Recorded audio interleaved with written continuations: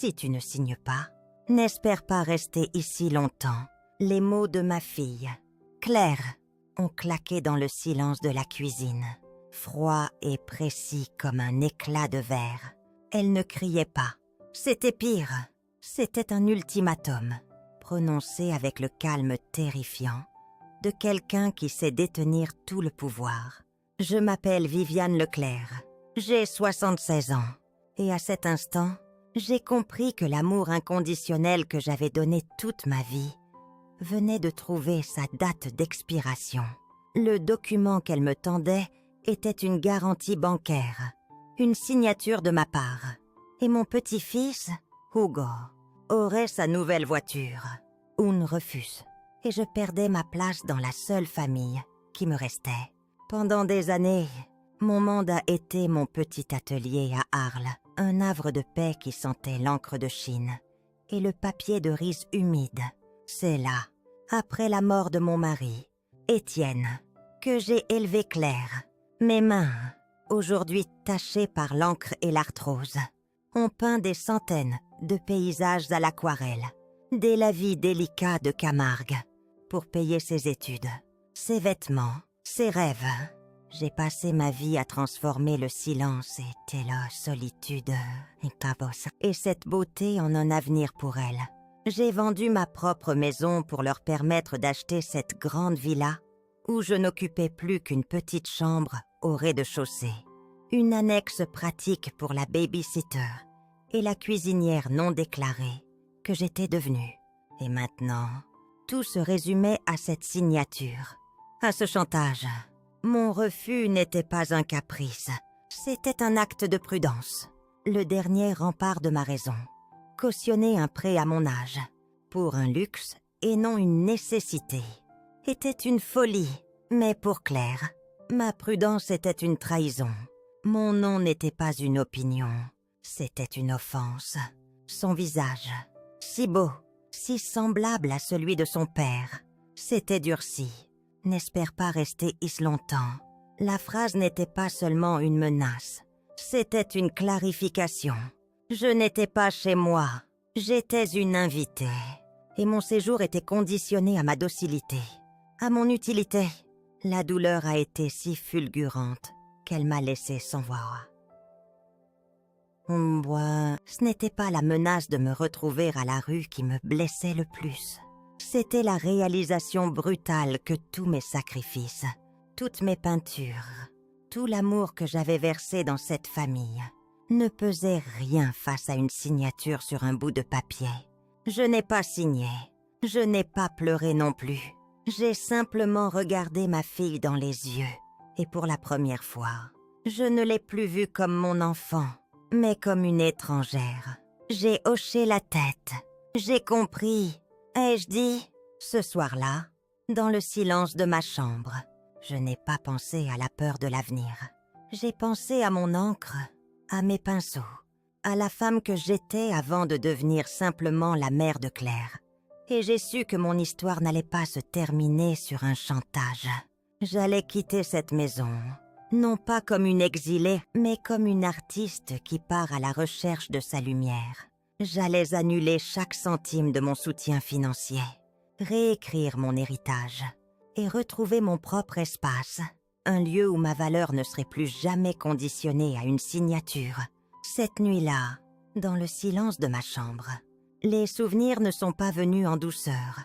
Ils ont surgi comme des taches d'encre sur du papier buvard, s'étalant et révélant des formes que j'avais refusé de voir pendant des années.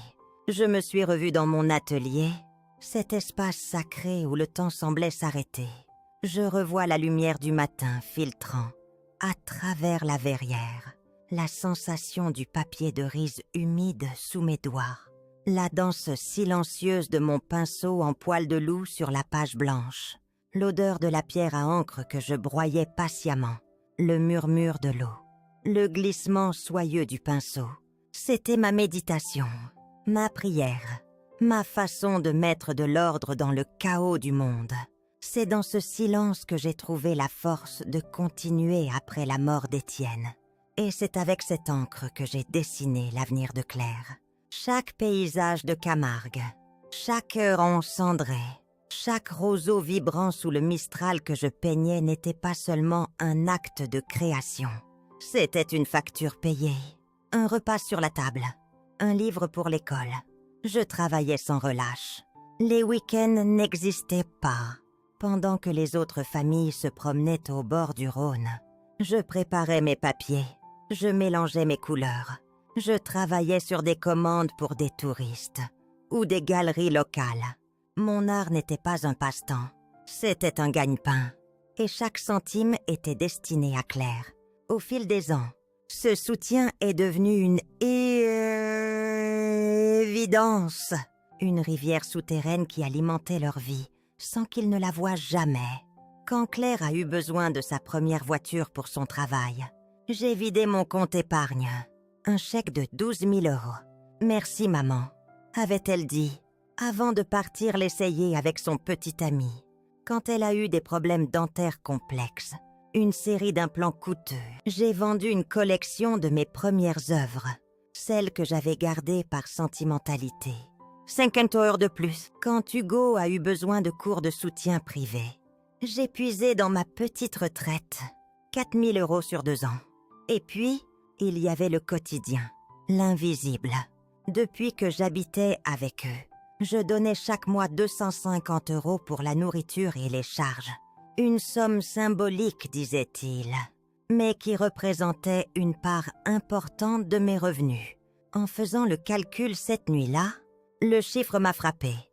Plus de 45 000 € en dons directs, sans compter tout le reste. Et il y avait le reste, le travail invisible, celui qui ne figure sur aucun relevé bancaire. Les milliers d'heures passées à garder Hugo depuis sa naissance, lui permettant à elle de faire carrière. Les repas que je préparais chaque soir parce qu'il rentrait trop fatigué. Le ménage, les linges, le jardinage. J'étais devenue l'intendante de leur confort, la gardienne silencieuse de leur bien-être. Et pour tout cela, il n'y a jamais eu de merci clair et sincère, juste une acceptation tacite, une évidence. Mon aide n'était pas un cadeau, c'était une obligation, le devoir d'une mère, puis d'une grand-mère.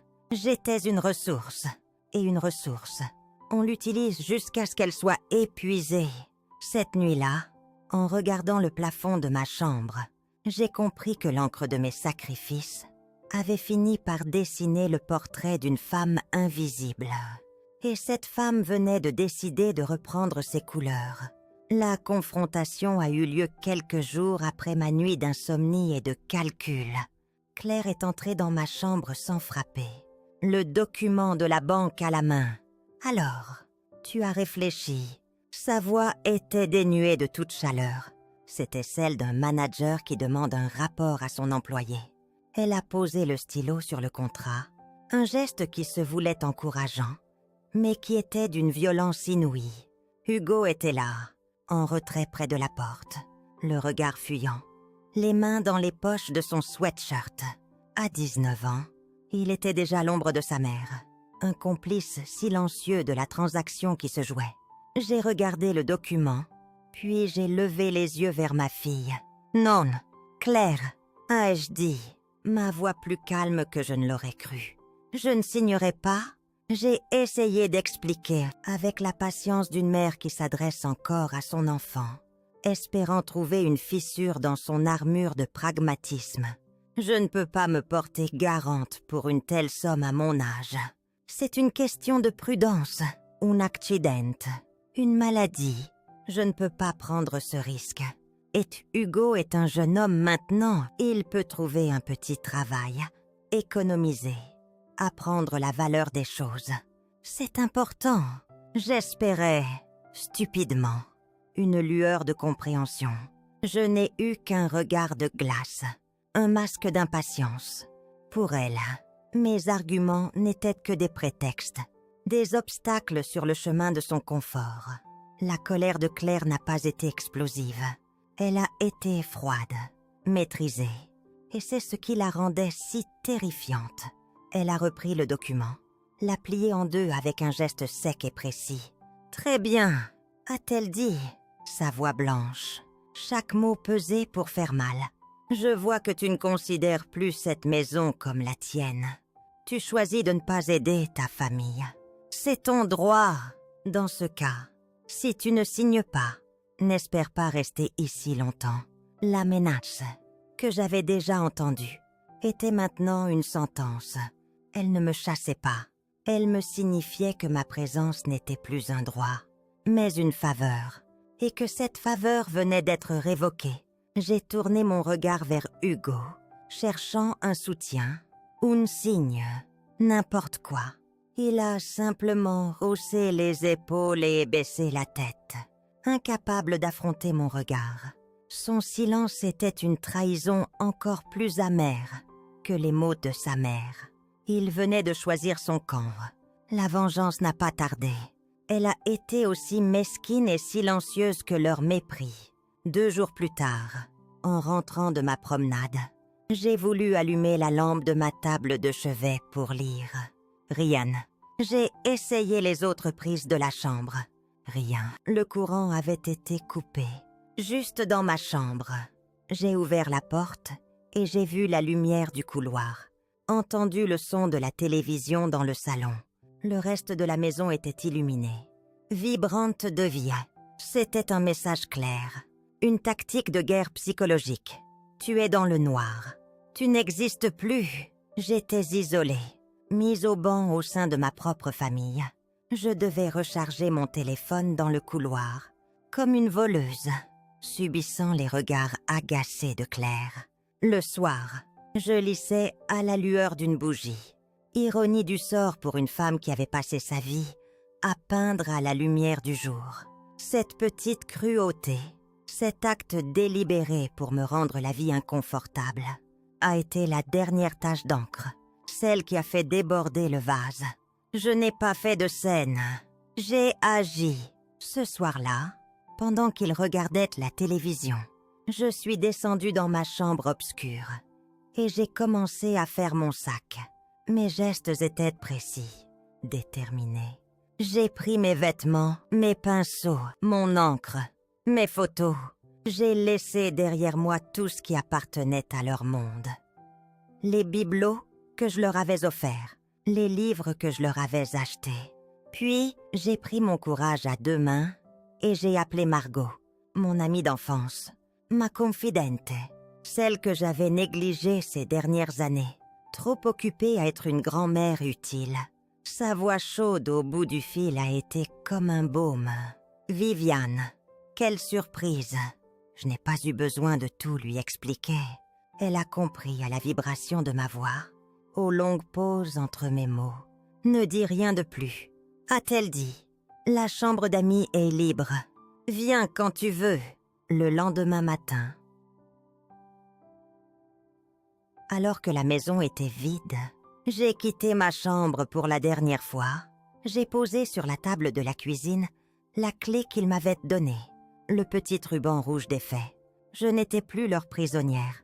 En franchissant la porte, je n'ai pas regardé en arrière. Je marchais vers un lieu inconnu. Mais pour la première fois depuis 3 ans, je marchais vers la lumière. Après quelques semaines passées dans le cocon bienveillant de l'appartement de Margot, j'ai su qu'il était temps de trouver mon propre espace. Pas un refuge, mais une fondation. Je ne voulais plus être l'invité de personne, même de la plus chère des amies. J'ai commencé à chercher avec une application que je n'avais pas eue depuis des décennies. J'ai trouvé mon bonheur dans la vieille ville d'Arles, dans une petite rue pavée au nom évocateur. La rue des Arènes. C'était un petit appartement au 2e étage d'un immeuble ancien, inondé de lumière, avec une grande fenêtre qui donnait sur une cour intérieure où grimpait un magnifique plant de marguerite. Ces fleurs simples et tenaces qui poussent là où on ne les attend pas m'ont parlé. Elles me ressemblaient. J'ai signé le bail le jour même, le cœur battant d'une excitation que je croyais oubliée. Mon premier acte en tant que femme libre et indépendante a été de prendre rendez-vous avec ma conseillère bancaire. Madame Dubois, c'était une femme d'une 50aine d'années. Efficace et discrète, je me suis assise en face d'elle. Non pas comme une vieille dame confuse, mais comme une cliente déterminée. Je lui ai expliqué la situation, sans pathos, mais avec fermeté. Je souhaite annuler tous les virements permanents vers le compte de mon fils et de ma belle-fille. Elle a consulté son ordinateur, ses sourcils se haussant légèrement qu'en voyant la longue liste des prélèvements mensuels.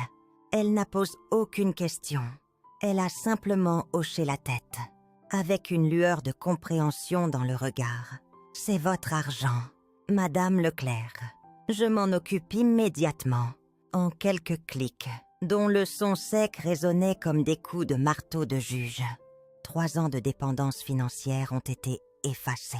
En sortant de la banque, je me sentais plus légère, comme si j'avais déposé un lourd fardeau.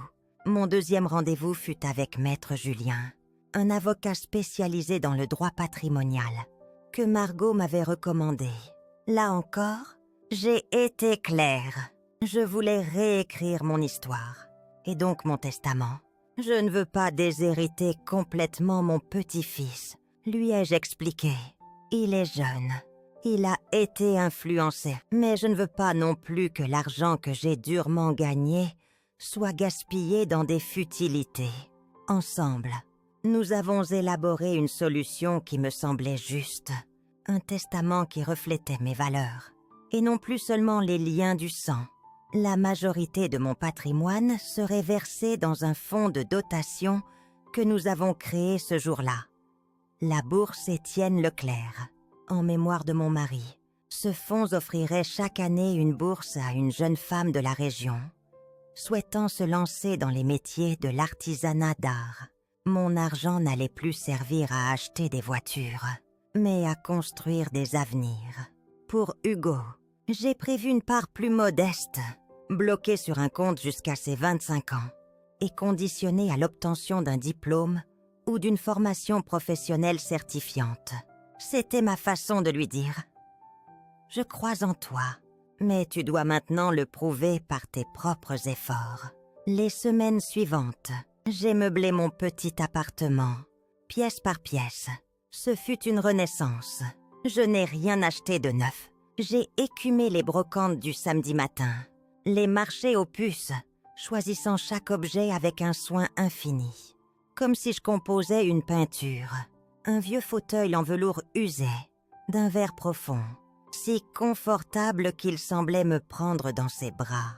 Une théière en porcelaine fine pour mes infusions de mauve, que j'avais cessé de boire car Claire la trouvait fade. Et surtout, du papier, des rames de papier de riz, des carnets de croquis, des bâtons d'encre de Chine, des pinceaux de toute taille. J'ai installé ma table à dessin près de la grande fenêtre. Face aux marguerites, l'appartement était encore presque vide. Il n'y avait pas de bruit de télévision, pas de pas pressés dans le couloir, juste le silence, la lumière et le murmure de la ville au loin. C'était un silence différent de celui de ma chambre chez mon fils. Ce n'était pas un silence d'isolement, mais un silence de paix. C'était le silence d'une page blanche qui n'attendait que moi pour être remplie de nouvelles couleurs. Le silence qui a suivi mes décisions a été profond. Pendant plusieurs semaines, je n'ai eu aucune nouvelle. C'était une paix étrange, mêlée d'un sentiment de deuil. J'avais coupé les ponts, mais une partie de moi se demandait s'ils essaieraient de les reconstruire. La première tentative est venue de la personne que j'attendais le moins. Un samedi après-midi, on a sonné à mon interphone, une voix jeune, hésitante. « Mamie, c'est Hugo. » Mon cœur a manqué un battement. Je l'ai laissé monter. Il se tenait sur mon paillasson, l'air mal à l'aise, les mains vides. Il avait changé. Il semblait plus mûr, moins arrogant. « Je suis désolée. » a-t-il dit, sans même attendre d'entrer. Pour tout. Pour la voiture. Pour mon silence. Pour la façon dont maman t'a traité. J'ai eu honte, mamie. J'ai eu honte de moi. Les mots sortaient difficilement, mais ils étaient sincères. Je l'ai laissé entrer. Il a regardé mon petit appartement, mon fauteuil, ma table à dessin. C'est joli, chez toi, a-t-il murmuré. Il m'a raconté qu'il avait quitté la maison de ses parents. Il avait trouvé un petit studio et un travail dans un atelier de réparation de vélos. Je n'y connaissais rien, a-t-il dit avec un petit sourire. Mais j'apprends et je me suis acheté un vieux vélo d'occasion. Je n'ai plus besoin de la voiture. En l'écoutant, j'ai senti une vague de fierté m'envahir. La condition que j'avais posée dans mon testament, il était en train de la remplir sans même le savoir. Il apprenait à se débrouiller seul. Ce jour-là, je n'ai pas vu un adolescent gâté, mais un jeune homme qui cherchait son chemin. La visite de Claire, une semaine plus tard, fut bien différente. Elle est arrivée sans prévenir, sonnant avec insistance. Son visage y était un masque de reproche. « Je n'arrive pas à croire que tu aies fait ça », a-t-elle commencé, sans même un bonjour. Couper les virements, changer ton testament, c'est tellement excessif. Tu as toujours été trop sensible. J'ai écouté sans l'interrompre. Je n'avais plus l'énergie de me disputer. Quand elle a eu fini de déverser son venin, un long silence s'est installé. Et dans ce silence, j'ai vu son armure se fissurer. Des larmes ont commencé à couler sur ses joues. Je ne comprends pas. A-t-elle sangloté ? J'ai juste pris l'habitude. Je ne te voyais plus comme une personne. Tu étais juste là, comme un portefeuille qui ne se vide jamais. L'aveu était brutal, égoïste, mais c'était la vérité. Je suis allée dans la cuisine et j'ai préparé une infusion de mauve. Je lui ai tendu la tasse. Sans un mot, elle l'a prise, ses mains tremblantes. Nous sommes restés assises en silence pendant un long moment. Je n'ai pas offert de pardon, ni de réconfort. J'ai simplement créé un espace neutre. Tu peux rester un moment, lui ai-je dit finalement, ma voix douce mais ferme, comme une invitée, pas comme la propriétaire. Elle a relevé la tête. Surprise par mes mots, elle a compris. La dynamique avait changé pour toujours. Elle n'était plus chez elle ici. Elle était chez moi. La frontière, invisible mais infranchissable, était tracée. Elle a fini son thé en silence. Puis elle est partie, en refermant la porte.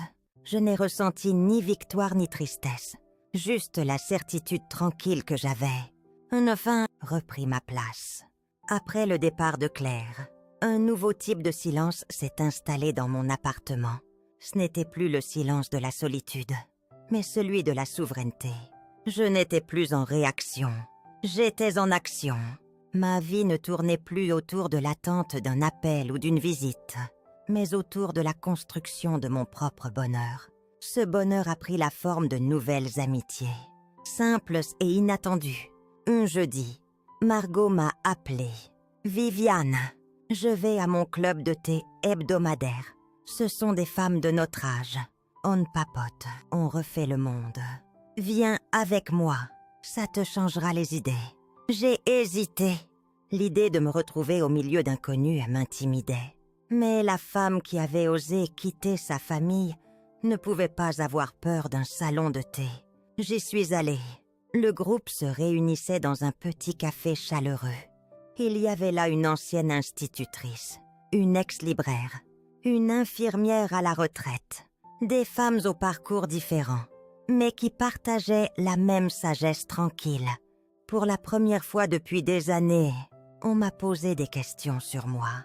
Pas sur mon rôle de mère ou de grand-mère, mais sur Viviane, sur mes peintures, sur mon ancien atelier, sur mes voyages de jeunesse. J'ai parlé et on m'a écouté. J'ai écouté leurs histoires, leurs joies, leurs peines. Dans ce cercle de femmes, je n'étais pas une ressource. J'étais une personne. Ma valeur ne se mesurait pas à ce que je pouvais offrir, mais simplement à ma présence. Quelques jours plus tard, une autre connexion s'est tissée. Ma voisine de palier, Sabine, une femme douce avec une passion pour le jardinage, a frappé à ma porte avec un petit bouquet de marguerites fraîchement coupées de la cour. « Je vois que vous avez une fenêtre qui donne sur elle », m'a-t-elle dit avec un sourire timide. Je me suis dit que vous aimeriez en avoir un peu à l'intérieur. Ce geste simple m'a profondément touchée. Elle m'a ensuite parlé du petit groupe de jardinage bénévole dont elle s'occupait au jardin des Cordeliers. Un jardin public un peu oublié. On n'est pas des expertes, a-t-elle ri, mais on aime avoir les mains dans la terre. Si le cœur vous en dit, j'ai commencé à m'habituer à cette nouvelle vie, une vie sans le bruit constant de la télévision de Claire, sans l'indifférence polie d'Hugo adolescent, une vie où je pouvais passer une matinée entière à lire sans être interrompue, où je pouvais cuisiner un plat simple juste pour moi, sans me soucier des goûts des autres. J'ai ressorti mes pinceaux. Au début, mes mains étaient hésitantes. Mais peu à peu, j'ai retrouvé le plaisir du geste. Je ne peignais plus pour vendre, pour payer des factures. Je peignais pour la joie de voir la couleur se diffuser sur le papier humide, pour le plaisir de capturer la lumière sur une pétale de marguerite. C'étaient de petites œuvres, intimes, qui n'étaient destinées qu'à moi. Dans ce nouvel écosystème de bienveillance, j'ai réalisé que j'avais passé des années à essayer d'acheter une reconnaissance qui n'avait pas de prix. J'avais échangé mon argent, mon temps et mon énergie contre une place précaire, dans un cercle familial qui ne me respectait pas. Ici, avec ces nouvelles amies, le respect était la base de tout. On m'écoutait, on s'intéressait à moi, on appréciait ma compagnie. Je n'avais rien à donner en échange, si ce n'est moi-même. Et pour la première fois, je sentais que c'était amplement suffisant. Ma valeur ne résidait pas dans une signature au bas d'un chèque, mais dans la simple dignité de mon existence. Le lien avec Hugo s'est tissé différemment, loin des obligations et des transactions silencieuses du passé. Il a commencé à venir me voir régulièrement, non pas par devoir, mais par choix. Il ne venait plus les mains vides. Un samedi, il est arrivé avec une petite boîte de calissons d'ex, mes préférés. Un autre jour, avec un livre qu'il avait trouvé chez un bouquiniste. Pensant qu'il me plairait, ces petites attentions, si absentées de ma vie d'avant, étaient comme des gouttes de pluie sur une terre assoiffée. Nos conversations ont changé de nature. Il ne me parlait plus de ses besoins, mais de sa vie. Il me racontait son travail à l'atelier de vélo, la satisfaction de réparer un mécanisme complexe, la fierté de gagner son propre argent. Il me parlait de ses doutes, de ses espoirs. J'étais devenue sa confidente, non plus sa banquière.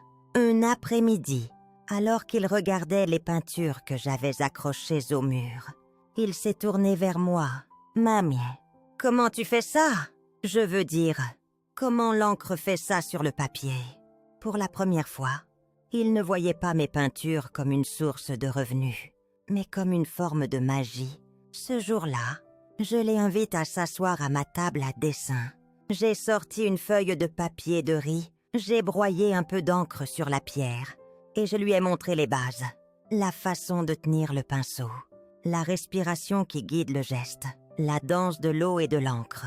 Ses premiers essais étaient maladroits, mais il y avait dans sa concentration une forme de respect que je n'avais jamais vue chez lui. Il ne cherchait pas à réussir, il cherchait à comprendre. Quelques semaines plus tard, pour son anniversaire, je ne lui ai pas offert d'argent.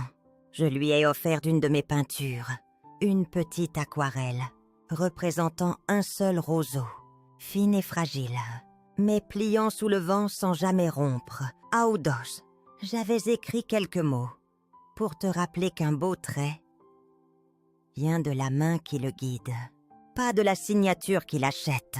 Quand il a lu ces mots, j'ai vu des larmes monter dans ses yeux. Il ne les a pas cachées. Il m'a prise dans ses bras, une étreinte maladroite mais profondément sincère. Tu es la seule personne qui a toujours cru que je pouvais me débrouiller seule. Maïmie, a-t-il murmuré dans mon cou, même quand moi, je n'y croyais pas. Le contact avec Claire est resté sporadique.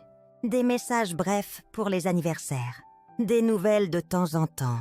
Toujours teintées d'une sorte de gêne.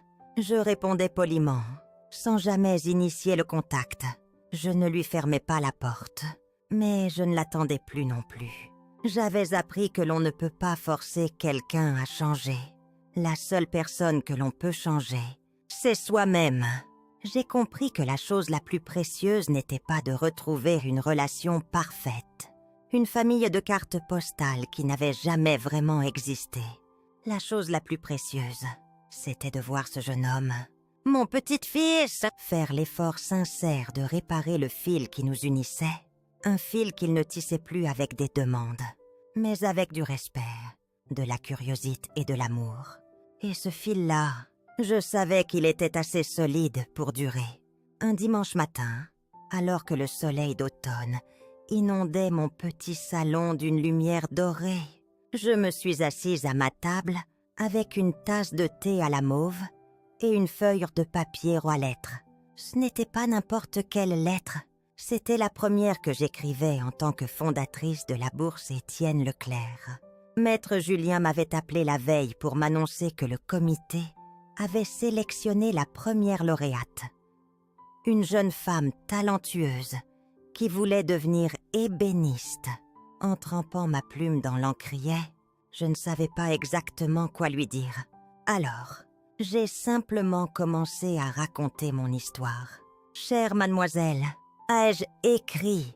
Je ne vous connais pas, mais je connais le chemin que vous vous apprêtez à emprunter.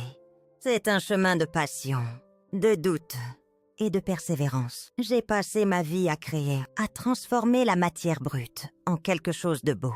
Mais ma plus grande création n'a pas été une peinture. Ce fut ma propre liberté. Je lui ai raconté mon parcours, non pas avec amertume, mais avec la clarté que la distance offre. Je lui ai parlé de l'amour qui peut devenir une cage dorée, du sacrifice qui peut se transformer en servitude silencieuse. Je lui ai expliqué que parfois, pour se tenir debout, il faut d'abord accepter de prendre du recul, de quitter la scène où l'on nous a assigné un rôle qui ne nous convient plus. Aimer, ai-je conclu? Ce n'est pas se sacrifier jusqu'à disparaître, c'est donner. Oui, mais c'est aussi savoir tracer une ligne pour protéger son propre espace, son propre souffle. Votre art est précieux, mais vous l'êtes encore plus. N'oubliez jamais cela. En signant la lettre, j'ai eu l'impression de ne pas seulement offrir une bourse, mais de transmettre un flambeau. Ces 3 années passées chez mon fils n'ont pas été une perte de temps. Elles ont été une leçon douloureuse, mais nécessaire. J'ai appris que la dignité n'est pas quelque chose que l'on nous donne, mais quelque chose que l'on refuse de laisser prendre.